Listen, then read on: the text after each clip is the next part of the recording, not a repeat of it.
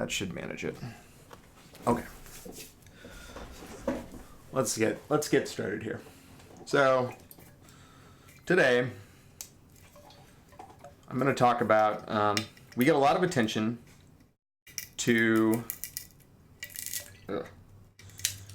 there is a lot of attention paid to individual incidents involving specific officers, involving individuals, in extenuating circumstances. Somebody gets shot, somebody gets killed, one guy does one bad thing.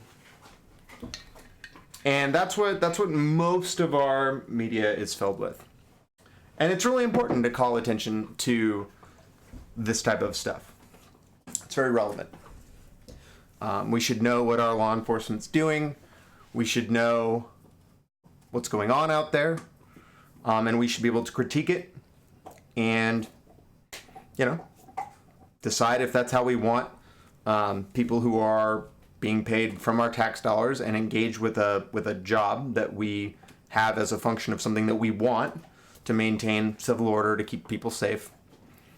But what in the day-to-day, what goes on and what is not discussed as much is the higher levels of policing and kind of where these bad apples come from. Because policing is very much a top-down system. The policies and procedures that people follow are not from, a collaboration of all the low-level officers who are seeing stuff on the ground level and then filter that stuff up to their superiors, and then they, take that data and aggregate that data and then build it into a new policy. Sometimes that happens, but for the most part, what's happening is there are directives. New people come in, new sheriffs, new chiefs of police, new mayors, new attorney generals, and they decide that they're going to go a different direction, or they're going to make some new policy or procedure.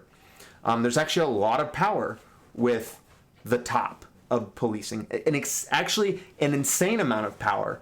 The more you think about it and the more you learn, and yet that is less focused on in our society because, and I don't know why, because that's where real change can happen. And what got me thinking about this was two things.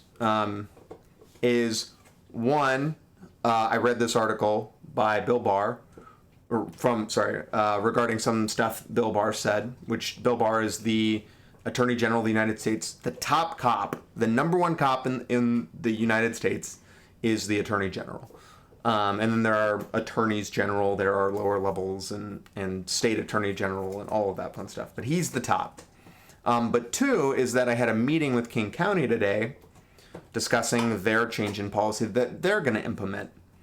And they're going to do some sweeping reforms on their use of force policies, really because of how much of a stink I put up about it and how much I forced them to.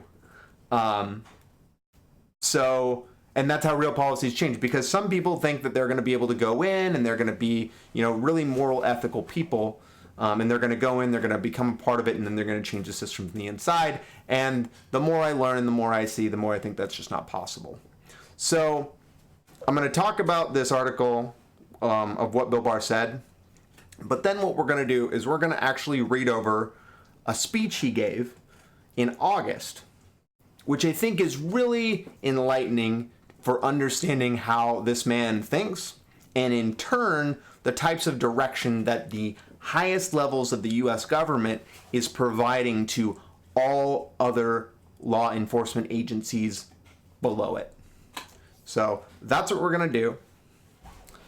And so let's get started.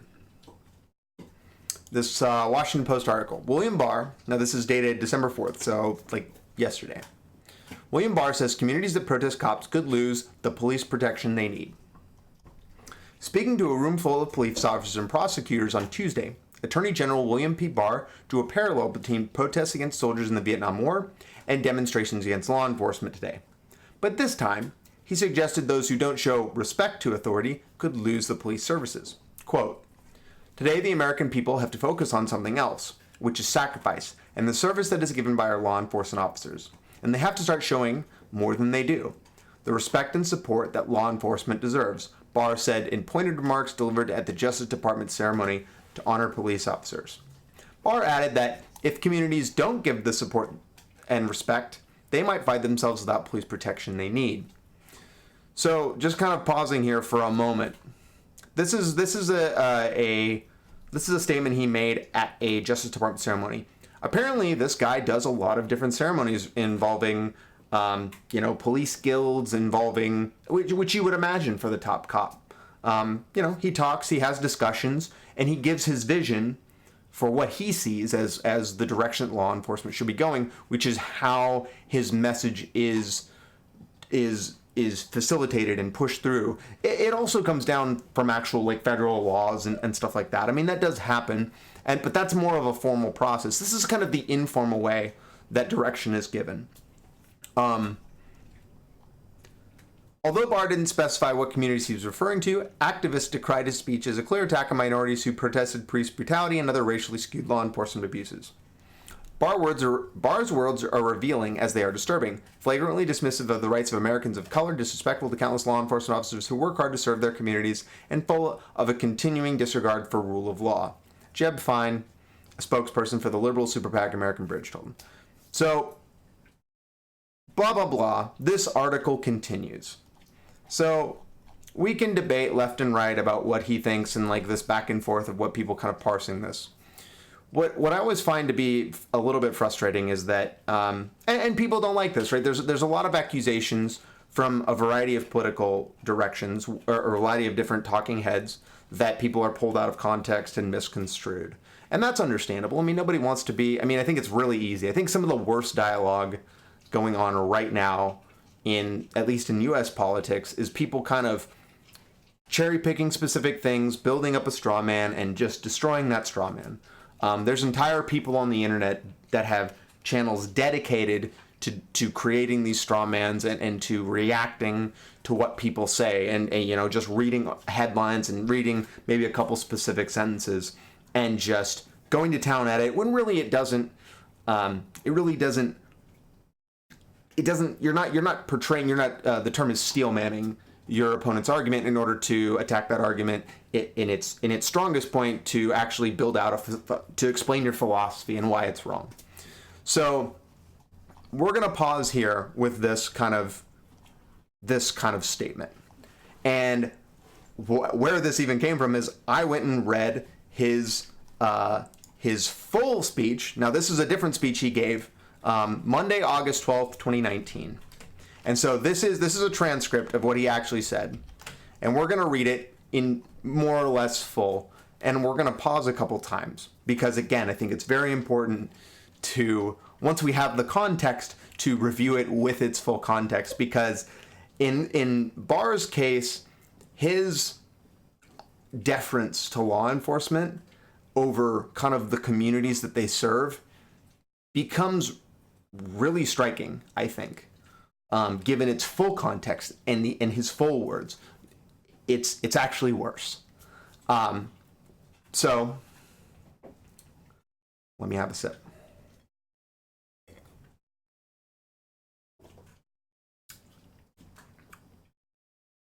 Okay. So, all right. This is Bill Barr. Attorney General William P. Barr delivers remarks to the Grand Lodge of Fraternal Order of the Police 64th National Biennial Conference. This is in New Orleans. This is August 12, 2019. So I'm going to skip over this first part, but it's interesting because apparently this was right after Jeffrey Epstein committed suicide, and he comes out very strongly in that they're going to go out and get those guys, and they're going to dig down every lead, and if somebody was hiding something and his death improved their capacity to get away with that, he's going to go get him.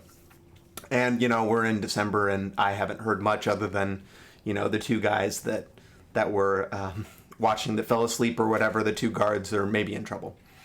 It's fine. Whatever. That's still unfolding. But that was his first kind of acknowledging the Epstein piece. Okay. It's a real privilege for me to join the Fraternal Order of Police this morning. I enjoyed a close relationship with the Fraternal Order of the Police my first time around in this job, and I'm looking forward to an even closer one this time.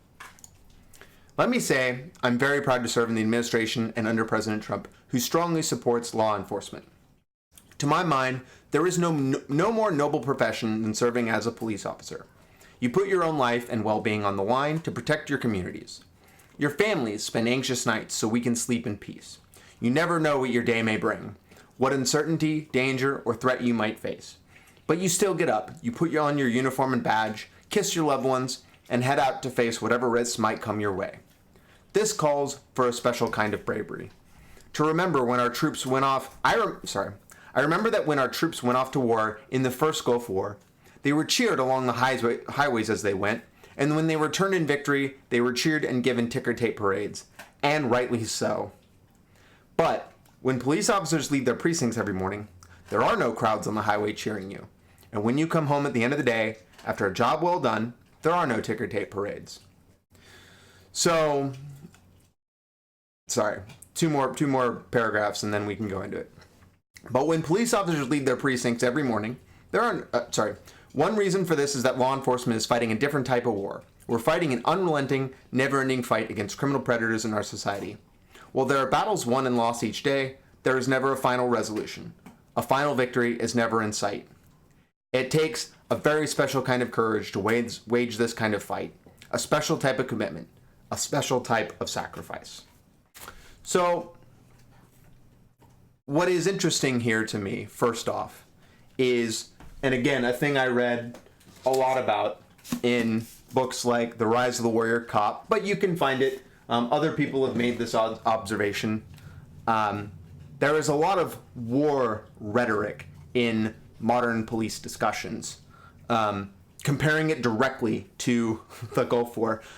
You know, that's not the most recent war we were in either. There's this other war I think we've been in, which is also kind of interesting that he doesn't make any analogies to that. I think it's also kind of telling that you don't describe that. But, you know, he talks about these being insanely brave, strapping up, danger every day, thankless jobs. He calls the people there against predators. You know, it's never resolved and there's never a final victory. It's just all this. Police really enjoy this type of war language because it seems like more and more police officers think of themselves as nearly an extension of the U.S. military, or at least parts, you know, somewhere maybe its own branch of the U.S. military, which is concerning because we don't, you know, traditionally, like police forces are not supposed to be that way. They're supposed to be a part of their communities. They're not supposed to be a force that we keep occupying inside of our own walls to just, you know, that we unleash on its own public. But again, it works really well in those communities. It works really well in front of police officers. And again, it's not coming from the ground up, it's coming from the top down. The leaders that we put in charge, people like Bill Barr, they like that. They think of that. Now, let me just check here. Hold on.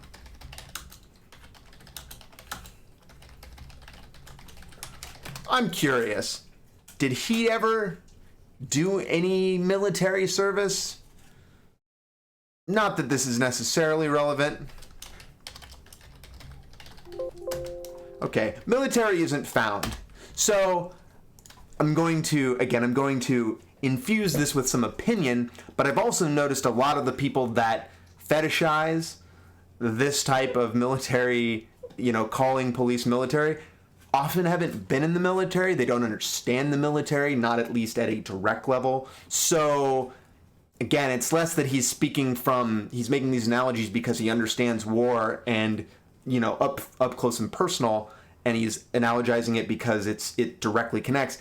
It's actually that he's kind of ignorant to it, but he's using it because this is just his own personal opinion. So thought that was interesting, and that's how he leads off. Very strong, you know, gets his crowd behind him. Next. He talks a little bit about Dayton and El Paso, some shootings. He's talking about domestic terrorists. We're going to skip over some of this stuff. Talks about how they're going to, you know, do more things, focus on that. All right. The recent atrocities also remind us of a basic truth. Human beings are capable of great good, but also of basest evil. Even in a healthy society, violence, lawlessness, and predation lie just below the surface. In the final analysis, what stands between chaos and carnage on one hand and the civilized and tranquil society we all yearn for is the thin blue line of law enforcement. You are the ones manning the ramparts, day in and day out. I didn't actually, I'm a little embarrassed to talk about it and a little bit embarrassed to mention it, but I didn't actually understand what the term thin blue line meant when I first heard it. I kind of thought it was just like, hey, the line is like, you don't cross that line. I thought it was like the code of silence, which I guess it is to an extent. Some people use it in that way. But what it actually came from was that this, and again, I'd have to go look at who coined it, but that they are the literal, like there are hordes of chaos and murderers and rapists and thieves, and then there's the public. And the only thing that separates those two things are the police. That line, that thin blue line, that they, again, holding the ramparts, more that militaristic language. I don't personally see society that way. In my day-to-day, I don't have a lot of fear. I don't fear walking outside. I don't fear walking down the street. I actually live in an area that has very little police presence, less so than most of my surrounding areas, because it's not technically part of any type of city land. And I feel safer here than I did, even though I nearly never see a cop, because I don't actually believe in America personally that there are hordes and droves of people out there that are busting at every corner. For the most part, it's a minority. It's low income areas. There are things like gangs and stuff like that, but largely they are self-contained, and people like me who are not involved in them generally don't touch those things and don't see those things as often as others. So this is his vision. This is what they see. Again, top down. This is where that opinion comes from and why people who are on the ground level feel that. That's why they think that. Even in the best times, there is no tougher calling than serving as a police officer. Today, it is much tougher than it has ever been. The framers believed that a free society can only exist if the people have personal virtue and self-restraint to control their own worst passions and appetites. If people lose the values and moral discipline to control themselves, then government would increasingly have to use external force to keep order, and the community would gradually lose its freedom. This is what James Madison was talking about when he said, "We have staked our future on the ability of each of us to govern ourselves." We live in an age now where the institutions we have relied on to inculcate our values and self-restraint have been under constant assault for 50 years.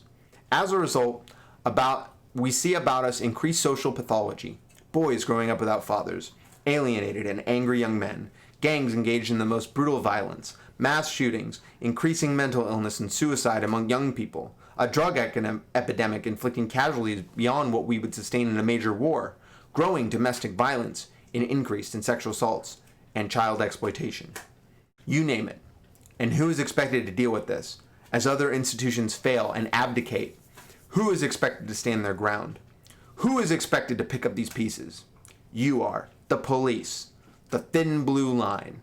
This is why I say the job you are asked to do has never been more challenging. The risks you are called on to take have never been greater. Now, wow, police. So I don't know where Bill Barr is going with, I don't know where he's getting this information. As a check, because I wasn't sure if this was true or not, I went ahead and checked. And I mean, Wikipedia is based, right? Wikipedia is not supposed to be a primary source necessarily. But I mean, I think it's a good baseline to start is that if we go back and look at years and we look at the levels of violent crime, the most dangerous points of violent crime were the 80s and 90s in the United States. And since those points, basically, early 2000s, late 1990s, crime's actually fallen quite a bit. In fact, if we order it, violent crime, again, rape, robbery, aggravated assault, murder, the things that are really, really bad, we have to go pretty far back before we even get halfway down, and that's the 2000s. I mean, the most recent year, let's say in 2009, it's pretty far down there. 2010, pretty far down there. it's just, it doesn't really, the data, I'm not sure what data he's going off of, but it doesn't really add up to this vision he's describing where society is just breaking down, where there's just rabid lawlessness. He talks about things like drug epidemics. And I can agree with these as problems in a vacuum independently for each, but he's talking about how, and I don't know what institutions he's talking about either. He doesn't necessarily list them.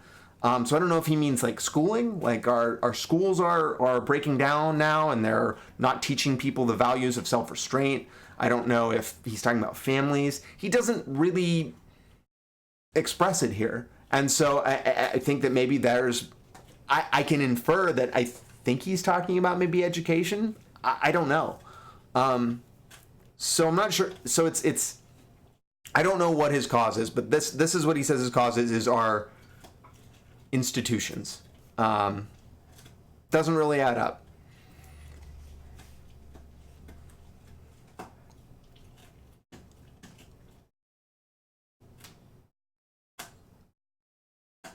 Yeah.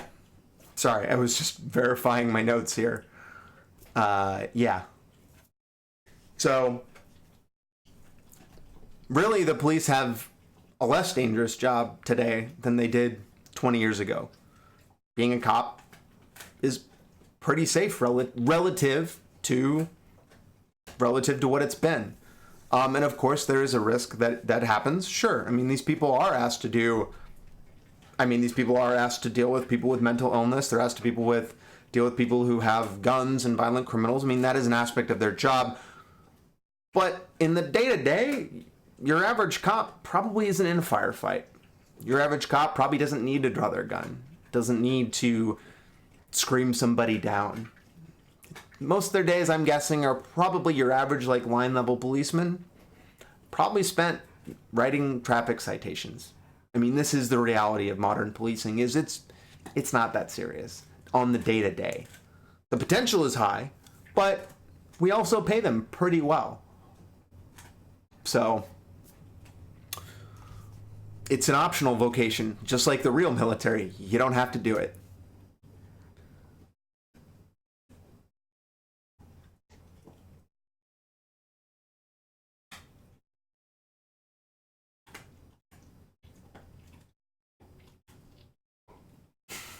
I don't know what this comment is. This is the fanfic that they're building up to? I might believe that. I might believe you're right. 2025, society breaks down. LA, California secedes into its own thing. All right, let's move on to the next piece. Let's see.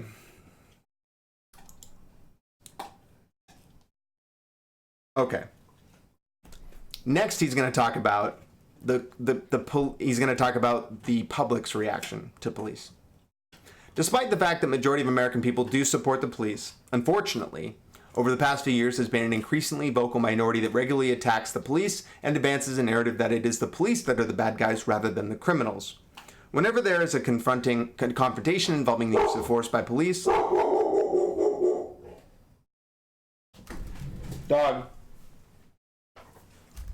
Whenever there's a confrontation involving the use of force by police, they automatically start screaming for the officer's scalps, regardless of the facts. I'm not suggesting... Oh, I think I got a delivery. Hey, I hear you. I know, I hear you.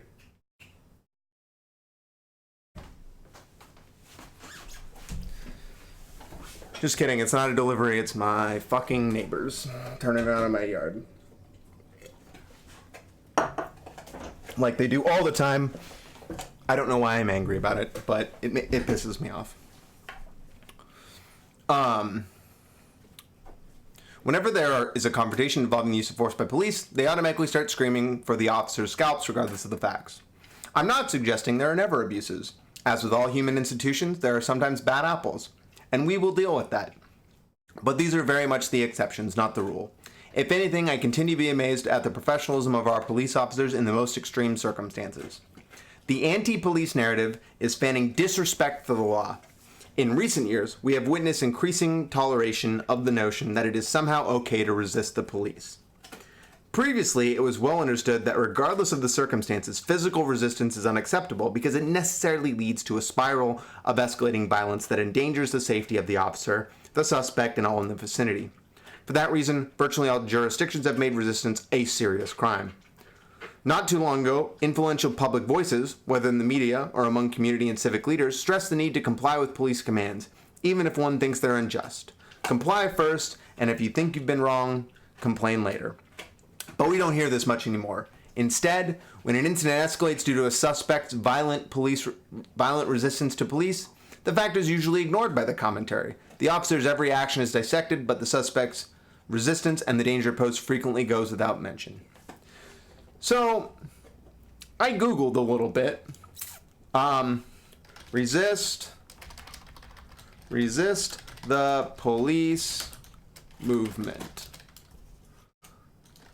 And I couldn't really, come up with, I don't know what organization is specifically telling people, hey, if a cop fucking comes at you and you don't like what they're doing, resist. I don't see that as a thing, so I'm not sure who he's talking about. He doesn't mention what community leaders. He just kind of vaguely appeals to this previous world where people just kind of did whatever cops said and then, complained about it later. And I think it's really tone deaf to situations like the Daniel Shaver incident where he's drunk, he's in a fucking hotel, he's scared out of his life, he's getting conflicting and confusing orders at the barrel of a gun, and something happens, and he's shot and killed because he didn't comply. That other guy that I did the video on, where he was in the parking lot of the Burger King and he had the gun in his hand and they're like, drop it, drop it, drop it. And it kind of looks like he drops it and he gets shot. It's not really, he doesn't really acknowledge these things. Bad apples, the typical statement there.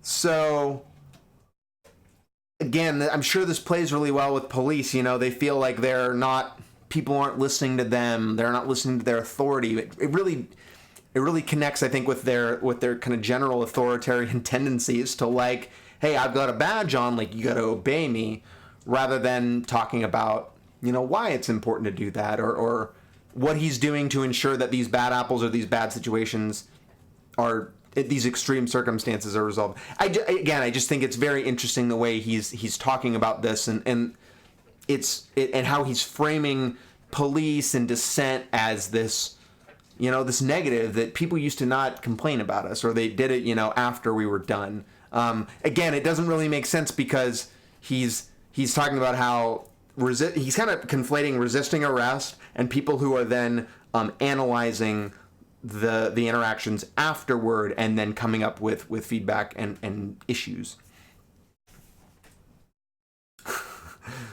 It could be. I do honestly check to see if it's a cop outside as well. That is definitely a thing I do verify as well. What's this? What do we got here? Oh yeah, COINTELPRO. Interesting. I'll have to look over this. It's an interesting. Well, this looks more like how to AstroTurf 101.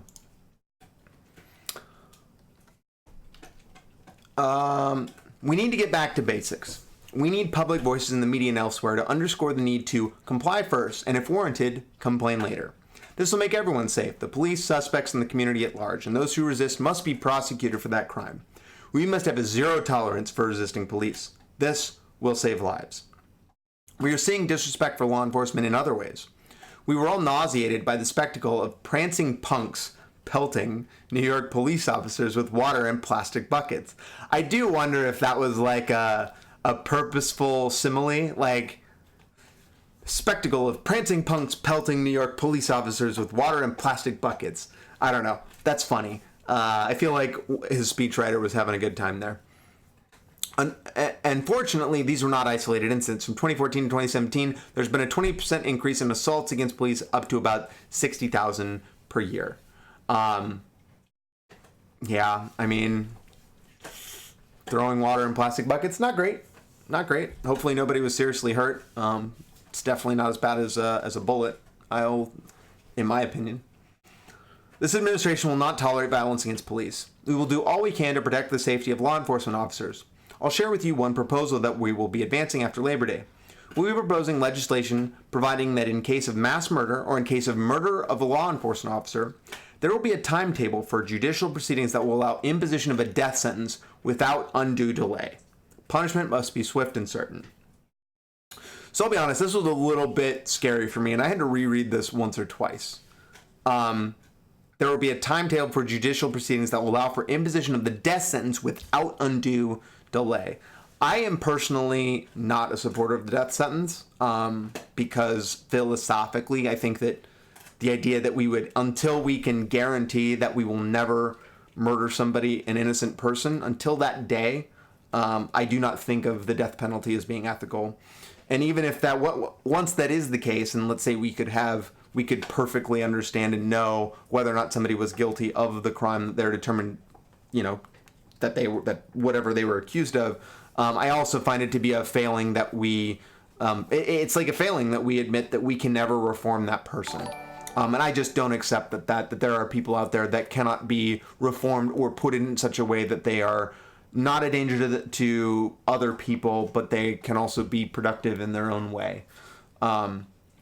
So, as somebody who is very aware that there are people that are murdered by the state who are innocent, I am always scared of anything that would expedite the process, just because, and again, the legislation will be in case of a mass murder or when a cop is killed.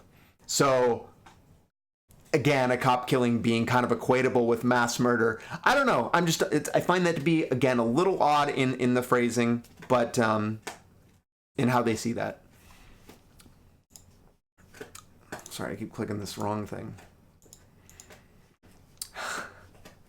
Yeah, I do. My YouTube stuff is like motorcycle content, though. This is like a side thing. I had a thing happen to me, which you can go look up. King County Police misconduct. This is me. So go Google this, and you can see the video. You can watch the video, and then you can see the entire situation that for 2 years, I fought my local sheriff's department, and I made them change their entire use of force policy. That's what I did. So that's when I became very. Oh, I think that's actually a new article. Sorry.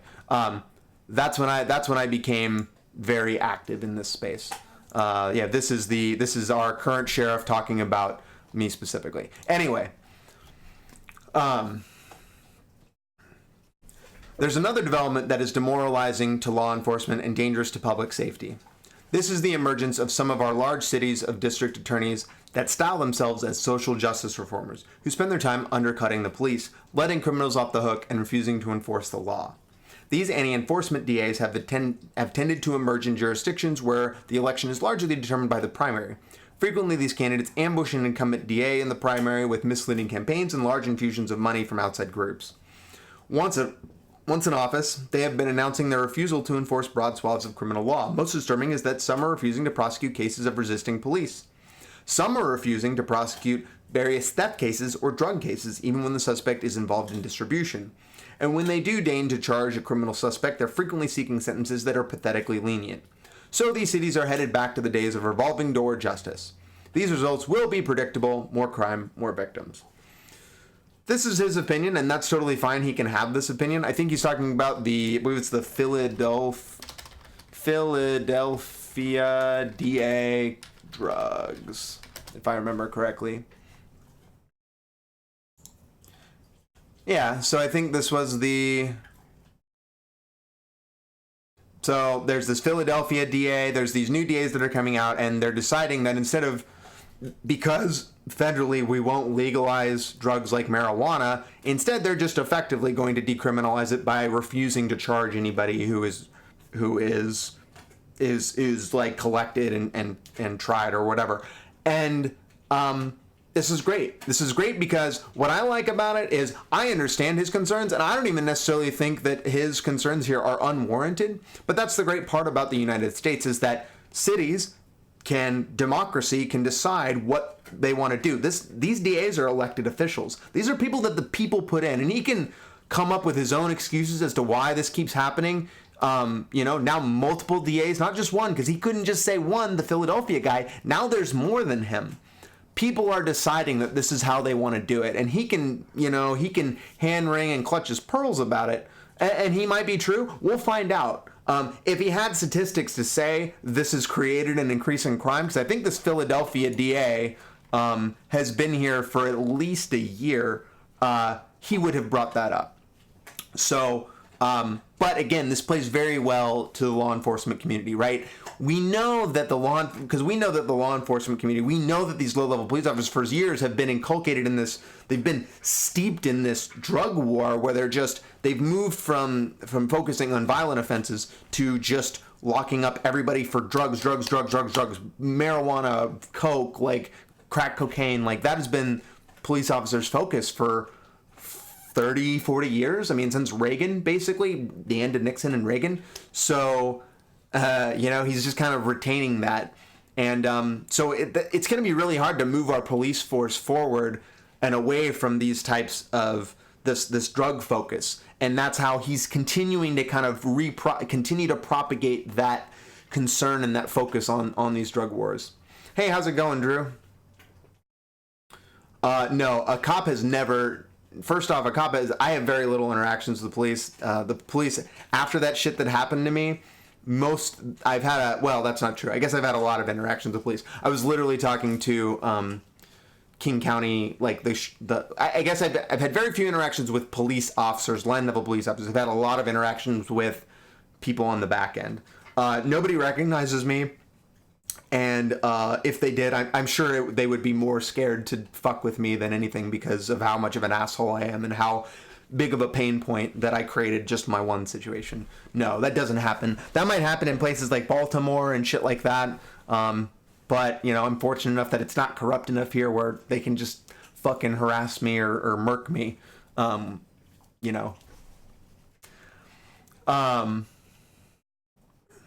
One of my messages today is that the American people need to pay close attention to the issues of public safety in their communities. As a society, we should not take our police officers for granted. I would like to see the American people gain a renewed appreciation of the noble work done by our police officers in protecting our communities. I would like to see increased recognition that being a police officer is the toughest job in our country and is getting tougher. I would like to see a greater commitment to supporting the police. The thin blue line is getting thinner. The number of sworn officers per capita has been dropping. We are now in a full employment economy, with lucrative and safer jobs now available in other sectors. Police departments must compete hard to attract the best candidates. Many cities are unable to fill their ranks, and vacancy rates are mounting. The harder we make the police officer's job, the less they're supported. The harder it will be to attract qualified candidates, and I think we can anticipate that those who come forward to serve will be increasingly attracted to jurisdictions where the community supports police.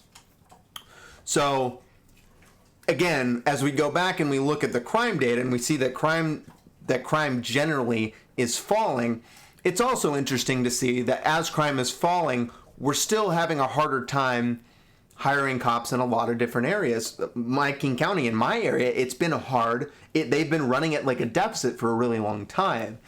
He prognosticates as why, and I agree with him to an extent. There are a lot of great private sector jobs. Our economy has gotten better, especially since 2008, the recession. There are a lot of other jobs in the world other than being a police officer.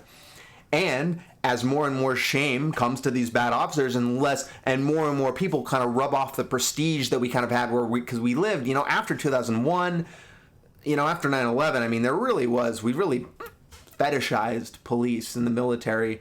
And I think and a lot of people went in to serve because of that. People like Edward Snowden, who just, I almost went into the fucking military because I was just caught up in the war fervor and the country and the nationalism and the patriotism. And as that's dropped down, and as we kind of come back and we get farther away from this war, and kind of we realize more about, we weren't really there for great reasons, and all these police are doing these really shitty things, and yeah, I mean, some of he doesn't acknowledge any of this, but like, it's a cause and effect. The communities don't like cops as much, and they scrutinize their actions more, so people are less likely to become a cop for that reason. And so, again, what I would like to see out of my attorney general is more talking about how he's going to, I agree, we do need to infuse being a police officer with being a noble profession, increased recognition that it can be tough. That's fine, but it has to come, the way he sees it as, it needs to be the communities appreciating the job itself rather than the job and the people earning the trust and respect of the community, which is what just is completely missing from this conversation. Thank you. I tried really hard, Drew, to set this up. I put my things now like up here in like a shock mount, and yeah, and I'm getting better.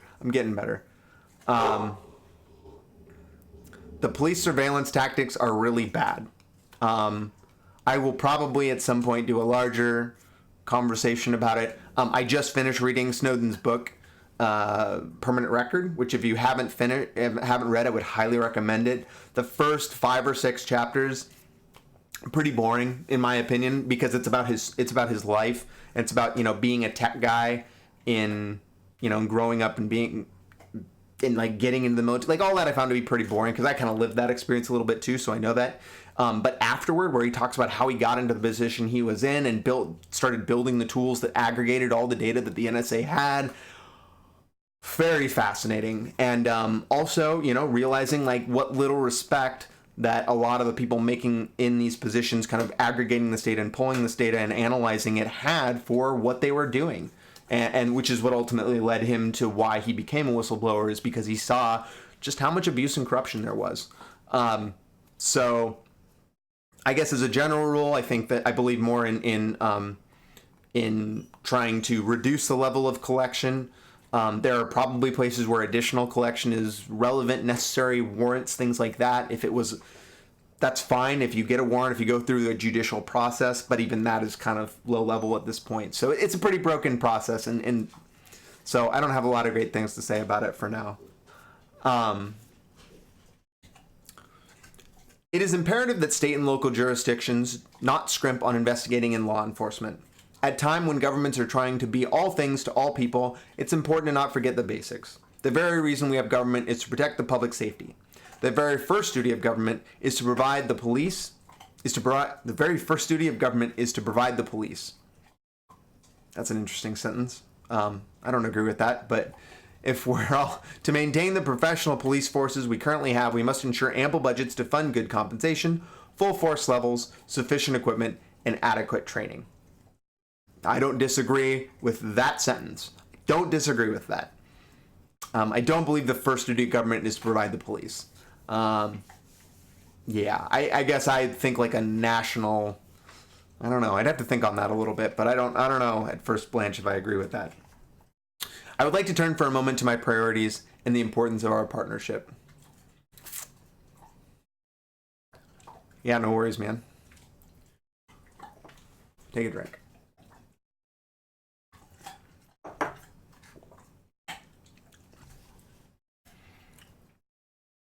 Two of my highest priorities are continuing the fight against violent crime and combating the opioid epidemic and the scourge of other dangerous drugs like resurging methamphetamine. When I last served as Attorney General in the early 90s, violent crime was at an all-time high level in the country. Starting in the 1960s, we had gone through 3 decades of reform that turned our criminal justice system into a laughable revolving door. Incarceration rates dropped precipitously and crime rates tripled, reaching a high in 91-92. Okay, so apparently he is reading off the same data that I'm reading off of. So I do wonder where his earlier statement about a cop never being more dangerous than more dangerous than ever, came from. Starting with the Reagan administration and running through Bush, Clinton, and Bush years, we strengthened our criminal justice systems at both the federal and state level. We focused on getting chronic violent offenders off the streets and into prisons to serve meaningful sentences that protected the community. We worked closely with our state and local partners on programs like Weed and Seed and Trigger Lock. The result? A steady and sharp drop in violent crime starting in '92. Today, violent crime has been cut in half. I don't have the data to back up or challenge that. I don't think the drug war has been very good for our safety. But at some point I should look into that. I just want to acknowledge that I don't necessarily think that that's accurate, but I can't prove it right now. Unfortunately, the last few years of the Obama administration, the violent crime rate started rising again. Days after his inauguration, President Trump issued an executive order with two clear directives. First, he declared that this administration would reduce crime in America. Second, he directed the Department of Justice to take the lead on federal actions to support law enforcement efforts nationwide and collaborate with state, tribal, and local jurisdictions to restore public safety to all of our communities. I am curious as to what policies, I'm surprised he doesn't mention any. I feel like that claim needs to be supported because, again, if we're using the data that he specifically stated, so Obama was elected in 2004, correct? If I remember correctly. Sorry, 2008. We don't really see crime levels increasing violently. So this doesn't 400, unless I'm wrong, is 386 more than 400? It's not. So this claim seems unsupported and perhaps just a fabrication. Again, unless he's talking about drug crimes or he's talking about, maybe he's cherry picking some specific piece, but we don't know. We can only infer. We take this responsibility seriously, and working closely with our state and local partners, we have succeeded once again in driving crime rates back down. I'm proud of our work together on Project Safe Neighborhood and a variety of joint anti-gang, anti-gun crime efforts. We have made a difference, but we cannot rest on our laurels. Crime levels are still too high, and we must keep our full court press. In the weeks ahead, we'll be doubling down on our attack on violent crime. We'll be expanding our efforts against gun violence and violent gangs. Once again, we plan on doing this shoulder to shoulder with our state and local partners. On the drug front, we're facing a monumental challenge. To be frank, the Obama administration showed little interest in prosecuting the fight against dangerous drugs. A tsunami built up and has been crashing over the country, bringing death and destruction. The death toll from opioids alone is higher than we would sustain in a major war. Indeed, in a single year, we lose more people to opioids than we lost during the entire Vietnam War. I find this framing to be odd. Sorry for my dog fucking sopping. But I find this to be odd because we go from gang warfare, and we kind of like bleed into the people that die from opioids. And yeah, there are a lot of people that die every year from opioid addiction. It's really bad. It is a huge issue in our country. But I don't think that gang members and opioids are kind of the same thing. I think these are two different things. I think we've established, and again, I'm not going to bring anything up right now, but I'm pretty sure that opioids are more about oversubscription, overprescribing. They're about abuse, getting people addicted, and then they seek new avenues for this, for getting them. Fortunately, the administration has thrown down the gauntlet. It declared a national emergency, marshaled the nation's resources, and fighting back. We have a robust program to attack the problem over prescription and diversion of legal opioids, and we're definitely having an impact. Prescription rates are markedly down. I'm confident these successes will accelerate.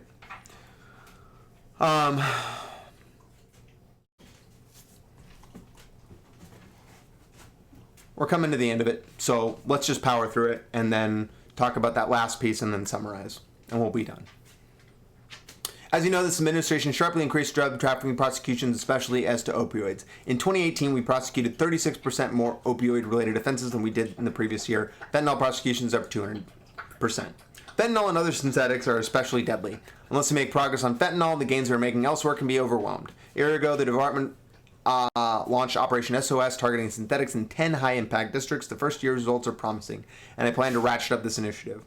Obviously, the head of the snake is outside the U.S. Most of the illegal drugs coming in the country, opioids, cocaine, meth, are trafficked in by Mexico by transnational organized crime, particularly Mexican cartels. We must destroy these cartels. This is a uniquely federal responsibility. We have destroyed cartels in the past, but we let up so that the other groups were able to take their place. We cannot do that again.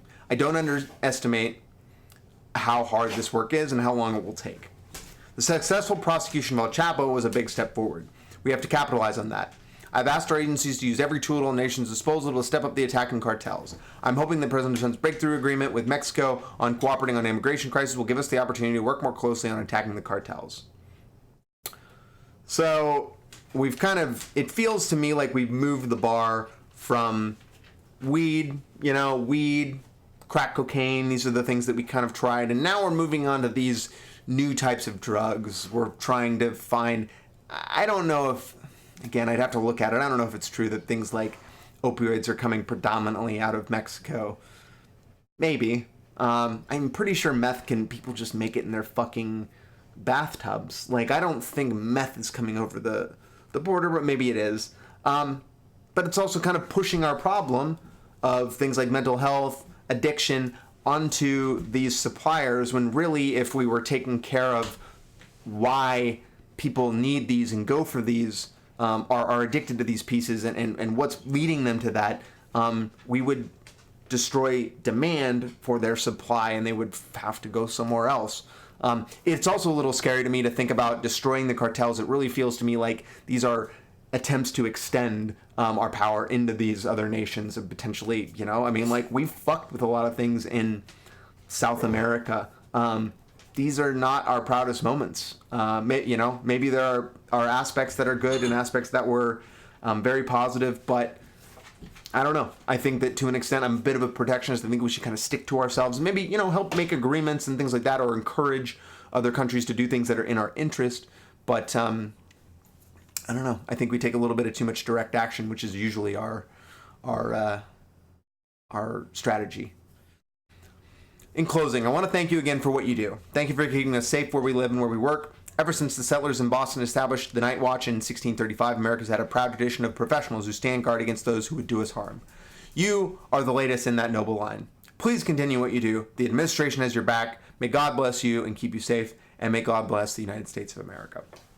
So, this is Bill Barr talking 3 or 4 months ago, and we can see how, I think it's pretty obvious to see how the way that line-level police officers interact with the communities, how they focus on these low-level drug crimes, how they have these focuses on, how they feel scared and they feel they all their training reinforces their fear and how they act when they're approaching just the average citizen who's probably they're approaching for just a speeding ticket or something.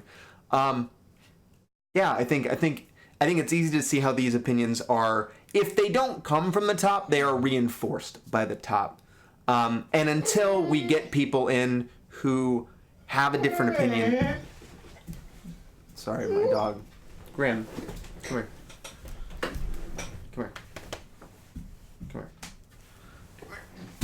Come here. He's a big lap dog. This is my lap dog.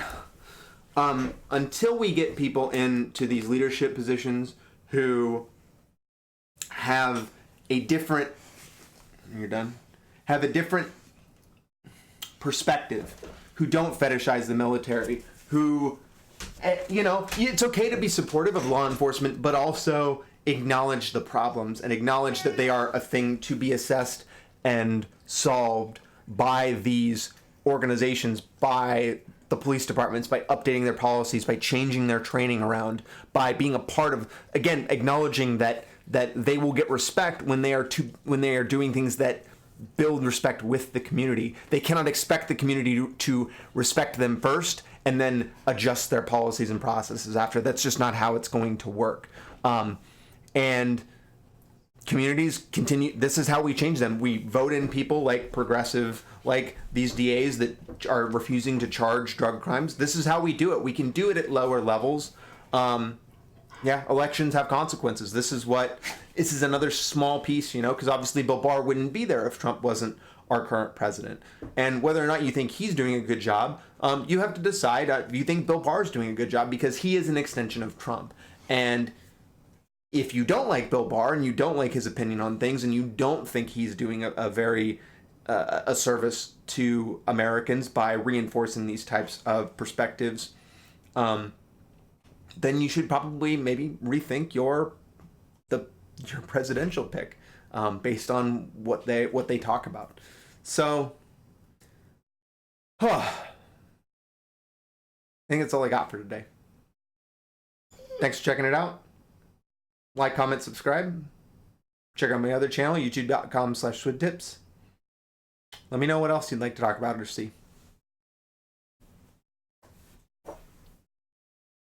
Peace.